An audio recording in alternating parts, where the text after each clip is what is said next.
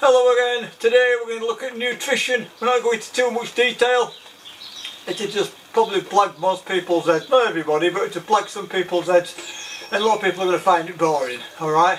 So what we're going to do, we're going to look at generalised nutrition for hiking, walking and camping. Okay? So I'm going to cut up a little bit of wood, chuck it in my burner, put my feet up, let's have a chat. I'll see you in a minute.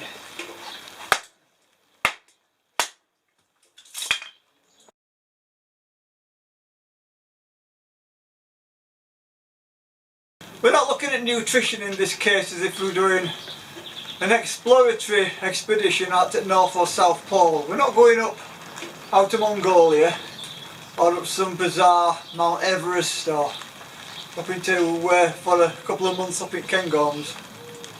What we're looking at here is people who's going away for like overnight to 5 days. Round about that, after 5 days we assess, move on. Okay. How much food do you need for an overnight camp, walk, sleepover, bivvy, all that kind of stuff? You don't need any food. Why don't you need any food? It's called fasting.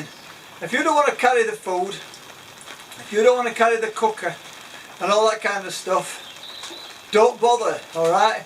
It's good as a backup. If you think it's going to be dodgy weather or you're in a dodgy terrain, take it in case it goes pear-shaped. Just take a little mini burner.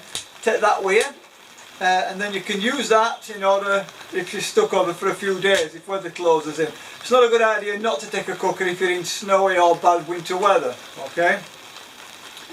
So that's fasting, you just fast. Sometimes I'll go out on hill and I'll just not take any food at all, I don't need it. And apart from that, you've got enough body fat in generally, you've got enough body fat to put you on for a fair old time, okay?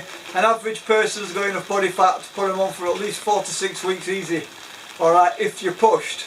And people go, oh my god, how can you go off like that? A lot of people do long-term fasting and it's amazing help for illnesses. It takes your body back to its basic instincts, it clears your stomach, allows your digestive system to mend, rest your smooth digestive muscle, allows for your liver and kidneys to clean through, and your liver to clean, and your body to get rid of dead cells.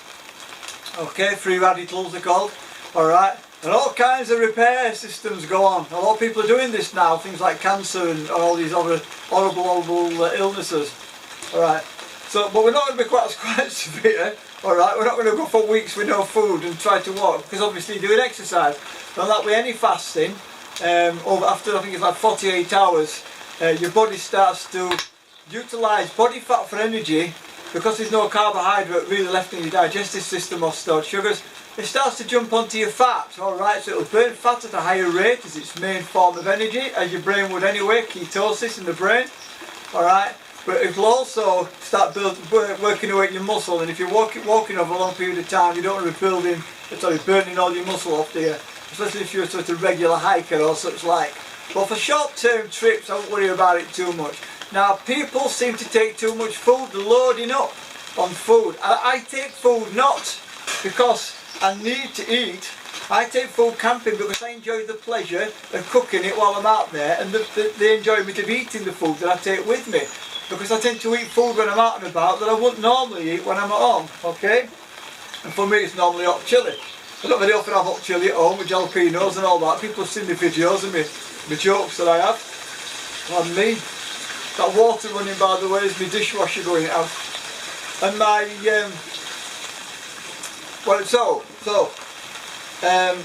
I cook for pleasure when I'm out and about, and I enjoy using different camping cookers and different camping cooking systems. I think it's fun. For me it's fun. But there's a situation sometimes when you do need to take a cooker, you need to refuel your body as you're moving from A to B, camping overnight, cold weather, cause your body to utilise more body energy overnight and such like. And when you're hiking, depending whether you're on flat, going up and down hills, you're still expending energy when you're coming downhill, so don't get knocked out with that one. River crossings, going through cold water, all those situations are going to put more bearing on energy burn in your body. So you need to, in order to be able to stay alert and stay sort of enjoying yourself, you need to take on board food. What food do you need to be taking on board? You know, what kind of food do you need to eat? Now the classic example of this is going to be army ration packs, and they are designed for people to get out and about and to get the energy that they need in conjunction with the carbohydrates, fats, okay, and the protein. Okay, so if you consider that fat's got 9 calories, okay, per ounce, I think it's ounce, and per gram, it's per gram, ignore me, I'm being mad.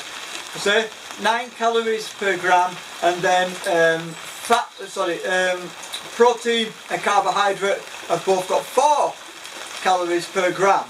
Alright, now if you're going to get really technical, you can work out per gram how much protein, carbohydrate and fat you take on board, taking into consideration your macro and micronutrients. Your macronutrients are the actual solid food that you're eating, your micronutrients are the vitamins and minerals within the food, or within the water.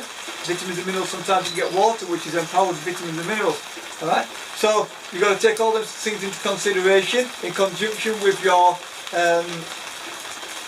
metabolic rate, okay, your basal metabolic rate, the amount of calories, or basal metabolic rate, the amount of calories you need per day to survive by just laying on the floor. That is your body, the way that your body utilises energy for your lungs, your heart movement, general muscle contractions and expansion, all that kind of stuff, blood movement around your body, all those functions take up energy, and that varies from person to person. And if anybody needs to know the BMR, basal metabolic rate, message me on Facebook and I'll sort of work out the equation. It's an equation that you can do, and it varies as to whether you're male, females, your height, the amount of exercise you do per day, and all the other things. I'm sorry about the rain, I'm trying to overspeak so that you can hear me clearly. So yeah, your basal metabolic rate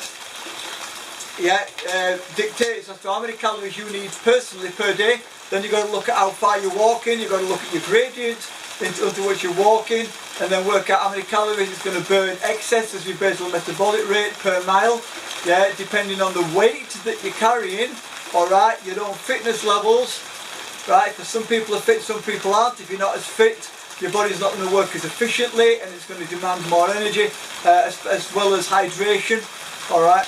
So it's all those little things to consider, but what we're looking at here mainly is going to be what kind of foods to eat. Now, I'm personally vegan, and a few people have like, I don't know, a bit of an attitude about that, because let's be clear, in the bushcraft community, there's going to be a lot of hunters and stuff like that who are absolutely stuck on the idea of sort of hunting for animals and stuff, and everybody to their own, hands up, no problem, you're okay. I'm also a personal trainer, and when I work out nutrition sheets for people, I incorporate meat and dairy, alright? When you talk about protein, from meat to vegetables, yes, there's loads of protein in vegetables, and there's protein in meat. The thing with meat protein, it takes a little bit longer to synthesize and to be broken down to go through your system, because your body takes energy to break that down.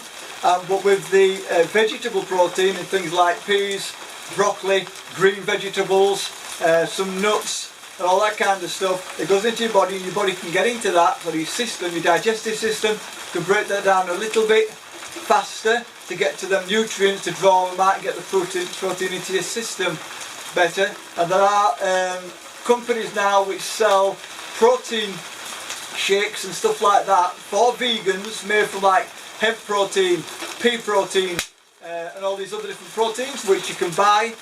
So if you want to take them along with you, you see, the thing with being vegan or vegetarian is that your food needs to be fresh, and if you're taking food over a longer period of time, you've got to think about storage, alright? But if you're sort of a normal standard diet, what we call a standard diet, meat and dairy, a person who eats those products, you can get ration packs, and you can pack up with all different kinds of food that you prefer, which is a little bit more freely available than what you're probably used to.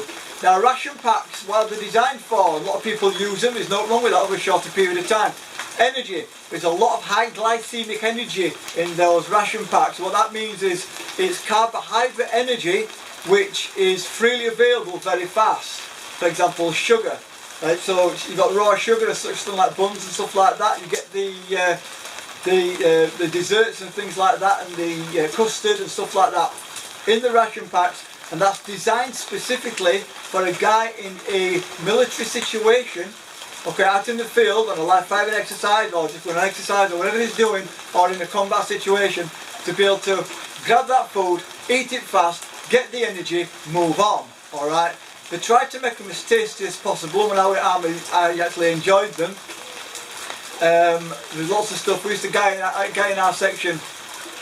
He went after tuning with somebody else's section, and when he came into our section, luckily enough, it was a real hard nut. He was only standing about 5'4", and it was a real hard nut. But when he came to cooking, he used to be a cook, a chef, and he used to take all our biscuits and our custard and our oat cakes and everything. They used to put them in, get them off everybody in section and put them all into a pot, and he used to cook them all together and make incredible desserts, and I miss it to this day. Apple and sultanas banged in there with that, it were gorgeous. So yeah, so that's what that's designed for, and it really lifted us up, especially when we're out on stags and stuff like that at night, get the energy on board. The problem with eating stuff, and the squad is out there, the problem with eating high glycemic food before you go out on stag is that it boosts your system, gives you the kick, and over a period of about an hour and a half your body starts to shut down. Now if you're doing 1 hour stags, you're alright. If you're doing on top of that, you start to sort of drain out because your body's utilised the energy, and then it starts to store the energy as fat, and then your body goes into shutdown so that it can rest and recuperate. Whereas if you're having medium to low glycemic food, okay, the other stuff in the ration packs which weren't quite so offensive, alright, if you were having that kind of stuff, like the curries and things, that was sort of more, and the potatoes, they were slightly less glycemically abrupt, and that used to allow you to stay awake a lot longer. Okay? Now, the military knows this, and they teach you about that, but people who are not squaddies, have no interest in the military and such like, or use military ration packs, to get them mixed up, you're in trouble. If you start eating them while you're sitting around the campfire just munching down on ration packs and all the chocolate and all those boiled sweets and everything that's in there, you're going to start pounding weight on. You don't want to do that. It's going to start you feel sluggish, you're going to start feeling tired, you want to go to lay down in your tent and crash out. It's not going to be healthy for you. You need to eat just enough food while you're walking and camping to give you the energy you need to enjoy. So you need to be looking at the situation with food, the glycemic indexing and the fats, okay, and the protein. Don't worry about so much protein. Your body needs protein for brain function, for muscle regrowth, for muscle regeneration, for the nervous system, and all these different things. There's lots more, but it needs that protein, but you don't have to go overboard. As long as you've got a small amount of protein in there, you're okay. The carbohydrate, you need to make sure you've got plenty of medium to low glycemic carbohydrates, unless you're walking up a really, really steep hill with your bag on and you need a lot of energy fast. I'd advise taking some boiled sweets or some kind of small amount of sugar. Don't eat too much sugar because it starts to clog all, chocolate and stuff. It clogs your mouth up and gets all lines your throat, and you find yourself constantly drinking water. And by drinking water a lot, you tend to overhydrate your cells, and then you start getting cramps and stuff. It's not very nice. But coming back to it, enough carbohydrate just to be able to give you the long-term energy that you need. Alright, so your oat biscuits and Quaker oats and stuff like that, just around dinner time. I don't advise anybody eating breakfast, it's not a really good idea. Try and work your walk out, your hike, so that you get up in the morning, you get up, you get packed up, you get seen, you get your brain efficient, because while you're hungry you think clearer and you're a bit more active. So you move on, and around about dinner time, then think about having a meal, rather than munching loads of rubbish down in the morning, alright, filling your body full of toxin and then working, and then eat, and then find yourself feeling sluggish halfway through your walk. Because let's think about human physiology, alright? The way that it works is that your digestive system, to a degree, it's called your second brain, your digestive system, because the only part of your digestive system, your stomach, which actually relies on your actual central nervous system, is the blood which pumps around it. It does a lot for itself. Science don't 100% know why, but it does. So if you think about what happens to you after you've had a Sunday dinner, you have your Sunday dinner afterwards and then you start falling asleep. Unless you've been out for afternoon session, obviously the beer's going to send you to sleep a little bit. But if you're just thinking about normal food, you have your Sunday dinner, it knocks you out. Because what's happened is, you've taken the food on board, it's gone into your digestive system, so your body shuts all your peripheral muscle systems down, slows your brain down, okay, slows down the testosterone levels and all such like, so your digestive system can pull all the blood and all the nutrients into your digestive system to break the food down to get all the that energy and all those nutrients back out into your body while it's resting, while you're asleep. Alright, that's why they say at night time don't eat for about 4 hours before you go to bed, so that when you do go to bed your body is nicely relaxed and it can break down the food in your digestive system and it'll be able to mend you during the night.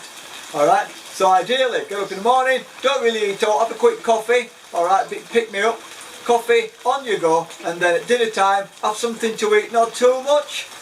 Most people, I think, in camping who know what they're doing don't have a main meal till they've done at night.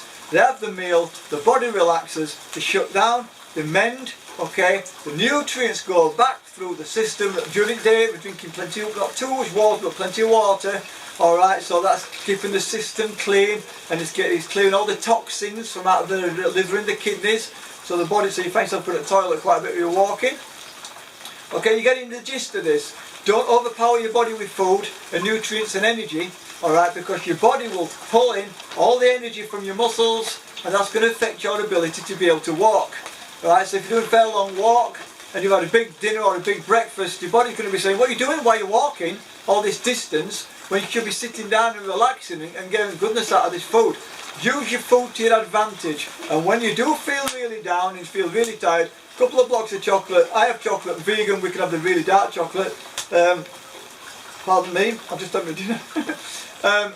So that's the gist of it. Now, food types. I'm trying to get this done within reason, so it's not taking too long and boring too many people. I've had people asking for this video. Like I said, I'm not going to go into too much detail. You want to be looking towards, if you're going on a camp where you're sitting around not doing much, yeah, you want to be having not too much food. But how many people, I mean, you probably do it yourself. I don't really do it so much because I don't camp with groups of people so much. But how many people go to a campfire, they get the gear out of the car, they walk up to the place, put the basher up or the tent up, get about, I don't know, £20 of meat out, or go hunting for loads and loads of meat, pile it all in like a little cooler box or whatever it is you're doing, prepare it all up and bounce all this protein onto that fire. That protein is going to be eaten, taken into your digestive system, and because it's not required, it's just going to sit there, and that's not healthy. Yeah, I'm not saying that from a vegan perspective, it's not healthy. Even if I wouldn't go out and sit around a fire and eat loads and loads of greens, well, I suppose I could, I'll come to that in a minute, and other foods, pounds load of food on and just sit there, because that food is just going to go into your system, and because you're not utilising it, it's going to toxin, it's going to go into your system, just sit there and do nothing, cause constipation. And then people drink cold beer while they're eating protein-based meal, which got so much saturated fats in it. So what happens is, while you're eating the food with the saturated fat, you pour the cold beer down, and that causes the saturated fat to congeal, which slows down your digestive system. It lines your colon and your large intestine, so your small intestine and your esophagus and everything with fat. So your digestive system is finding it difficult to get the nutrients out through the lining of your digestive system. It also lowers your pH balance in your digestive system, okay? And when you're drinking loads and loads of beer, you're going to have all kinds of problems. So it's not healthy to sit around the fire, munching down on loads of food, drinking beer. It's a lot better to have something to eat, yeah, something that your body can deal with, and then later on at night you start yourself naturally wanting to go to sleep and you can go and crash out, alright? Got that out of the way. But if you're going hiking, like I said, make sure that you're eating at dinner time. You're going to get some carbohydrates on board. If you're really, really tired and you need something for a pick-me-up, eat chocolate, because it's high glycemic and it's going to give you immediate energy, even though it's not going to last for an amazing amount of time. Then you can top up again. This is where your energy drinks come in handy. A lot of people think energy drinks like Lucozade and such like, they seem to think that they're healthy food. It's not. It's full of glucose, alright? And glucose stores as fat, okay? So you're bouncing it down, you're putting weight on. Now if you're exercising for upkeep, and you're doing long distance jogging and all these different things and playing badminton and stuff every day, that's fine, because you're not attempting to lose weight, alright? You are trying to keep the weight that you are to keep your fitness up, okay, to feed your fitness. But if you are trying to lose weight, those kind of drinks are not good for you. And if you're not doing any exercise, they're not good for you because they cause you to put weight on. And a lot of these foods, by the way, that people are taking camping are also bad for cholesterol. Try and stay away from the cholesterol situation. Another thing you shouldn't really eat much of in the morning is dairy. Dairy is going to have a bad situation on your digestive system. Again, people tend to drink milk when they've got a bad stomach. a very acidy stomach. And what that does, it lowers the pH balance of your digestive system and stops your digestive system being able to break down meat and sugary sort of foods, and it sits there and it ferments and it causes bloating and gas. And there's no worse than going hiking and having a bloated belly and feeling tired and feeling run down. Water. I tend to drink normally about 3.5 litres of water a day. I train a lot though. If I'm training specifically a lot in a day, I'll drink about 4.5 litres. While you're walking, if you can get 2 canteens of water, that's good. Every now and again stop and have a drink, have a few minutes and then start again. Try not to drink too much, because you can overhydrate your digestive system and your body, and it makes you feel a little bit rubbish, makes you feel a bit sick. I'm trying to get everything into this.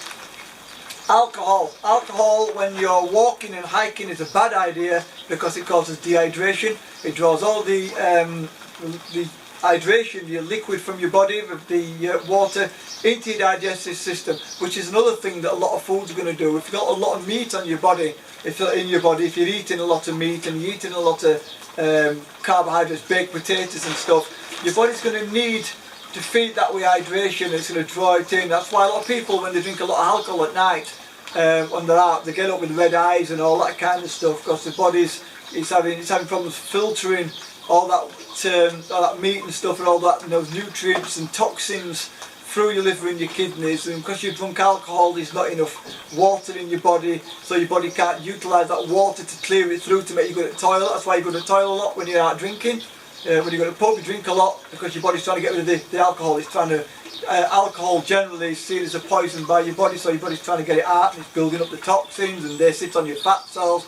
Your fat cells have got a lining of fat and protein around, and they hold on to the toxins, and your body needs to be able to get rid of them to make you feel healthy. So if you're on about going out and doing long-term camping and hiking, you really need to look at your food. It is a very, very important point for hiking and bushcraft and stuff like that. Well, keeping water clean, okay? There's different filter systems. I use a Camelback, and I use the military or just general water purifying tablets. My body's really clean. I'm a very lucky person, okay? I look after myself, I can drink lots of water, and my diet's good. If you're a person who doesn't look after your diet very well, your body's under duress constantly, it's having a problem getting rid of the toxins in your system, and then you go out and you start drinking water which has been cleaned with purifying tablets. The chemicals in the purifying tablets have also got to be filtered through your body, and it's going to put your liver and your kidneys under extra duress. So what I'd advise doing is either using a filter system bottle, or to use, one of the pump ones or such like, or gravity fed filter system, such as the survival straws, or we're using something like the Camelback, which kills the germs in the water by using ultraviolet light. Alright, that's burning nice now. Just fire a poke a second. Smashing stuff. And I'll just chuck another bit of this. This is wood I'm burning at the minute. It's not very environmentally friendly, but the mate keeps dropping it off for me, so you got to it. That's it. And we'll chuck that one out over there. So yeah, when you're drinking water, clean it by all means, but make sure you clean it in a healthy way. Don't drink water straight out of streams. It might look nice where you are, but you don't know where it's come from. There might be things, something like weed in it right corner, or it might be some kind of tub that a farmer's using to spray crops, and it's just thrown loads of rubbish and it's coming down the hill. Always clean your water. I've heard people say, oh well, it's on the mountain, it must be clean. I'm just going to run it through a little flannel to get all the big bits out and then drink it, and lo and behold they come downhill and have all kinds of digestive issues. I don't know if I've hit everything. I didn't want to make this video too long. There's a big difference between going on an overnighter, going on a week or a 2-week hike, of the food that you take with you. Okay, make sure it'll probably be dehydrated food if you are taking it. You can get those meals from Go Outdoors and all these other shops, these pre-prepared meals. They're great, they're full of nutrients, they're going to be healthy, okay, because they've got these guidelines I've got to work within. Just remember that those, in comparison to the army ration packs, are going to be slightly different, because ration packs are designed to give soldiers loads of energy, and that food is forced through your system, okay? if you're not doing any energetic exercise with that kind of food, you're going to put weight on. It's that simple, and that's not healthy, and it's liable to leave you feeling groggy and such like. But if you buy the food from places like Go Outdoors and the sachets of pouches, or you can even get those self-heating pouches and stuff, they should be a lot healthier. I know people who put a baked potato in some foil and stick that in the rucksack. That's a good idea. You know, I mean, stick it in, then just top it up on fire. Please make sure if you're cooking meat when you go away that it's almost burnt. Alright, a good way of doing that is to get a piece of meat, to slice it, okay, and then open it up, or put some bits of stick in or something like that, and then put it over something to bake, to cook it on the fire, to make sure that the heat has gone all the way through and cooked it through. Because if you don't, and you're about a day and a half or 2 days away from anywhere, and you come down with food poisoning, you're in a whole pile of crap and you don't want to be there.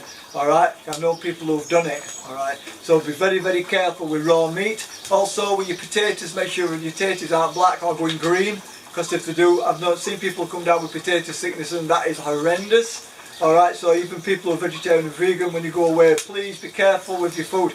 People who are foraging, yes, there's some amazing things out there that you can get. Lots of greens, nettles, all that kind of stuff. I've got to be honest, I'm not right up on all that. It's something I've got to move into. When I go camping, I generally don't eat much, so I can take on board the bits of stuff that I need if you follow me in my rucksack.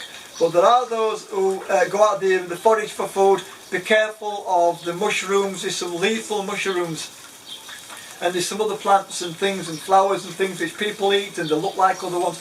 Read up on them, check on them, make sure you've got network on your phone. If you're not sure, take a photograph and send it to someone so they get verification. There's apps for phones now which will give you all the different fauna and flora and all the mushrooms and fungi and stuff like that. But the problem with that is a lot of mushrooms look like other mushrooms, and you're going to be in a lot of trouble if you have a deadly mushroom or something which is going to get you really, really bad stomach. But stuff like greens are packed with energy. The good thing about greens is that when you eat loads of greens, it's got protein, it's got vitamins, it's got minerals, it's got fibre, and it's got hydration. Okay, it's a power pack that goes into your digestive system, and it most likely will take more calories to break that food down than what's actually in it. It's called empty calories. Alright? Sugar is classed as empty calories. It's just another way that I put it, in that there's calories in there, but you use them through digestive breakdown of that food, so you actually don't really get much from it, but you get the vitamins and the minerals and the proteins. Alright, you don't put no weight on, there's no fat there. Alright, so yeah, empty calories classically is called sugar.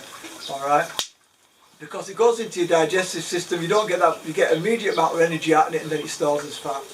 Well, I hope this has been some use to everybody. We've talked about energy systems as such. No, we didn't talk about that so much, I'll leave that now. Energy systems, when you're normally sitting around and not doing much, your body's just ticking away at its metabolic rate.